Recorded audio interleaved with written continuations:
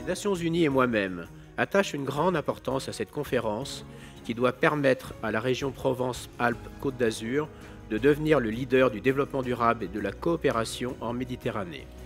Près de 2 ans après l'événement qu'a constitué la COP 21, celle-ci doit en effet continuer de nous mobiliser.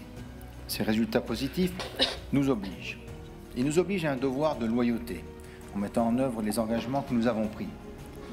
Chacun à notre échelle, chacun avec nos contraintes. Ils nous obligent aussi à un devoir d'inventivité pour porter notre regard plus loin, pour identifier et développer des solutions efficaces, innovantes, durables. C'est pourquoi une feuille de route pour l'application en Méditerranée de l'accord de Paris me paraît très opportune. Je viens ici, mesdames et messieurs, avec une conviction. La Méditerranée du futur sera à la fois un carrefour, une transition et un passage. Face aux défis globaux auxquels elle doit répondre, qu'il s'agisse de sécurité, d'économie, d'environnement ou de climat, l'Europe ne peut se projeter sans prendre en compte la dimension méditerranéenne de son avenir.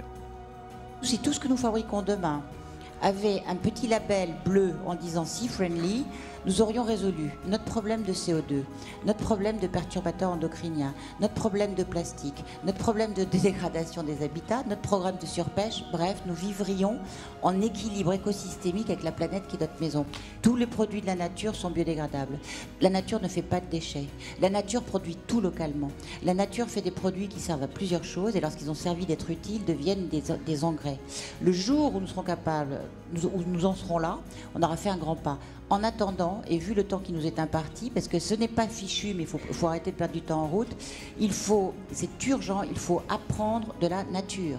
La nature n'est plus le problème, la nature est la solution. Nous avons bien conscience que nous nous baignons dans la même mer, que nous respirons le même air, et que quelles que soient nos responsabilités politiques, des petites communes ou de grosses communes, nous avons besoin de trouver des outils pour mettre à disposition de nos concitoyens pour une adhésion à une démarche politique.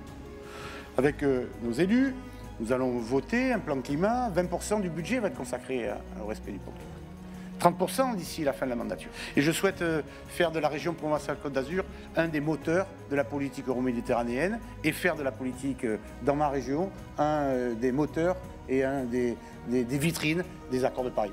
Merci.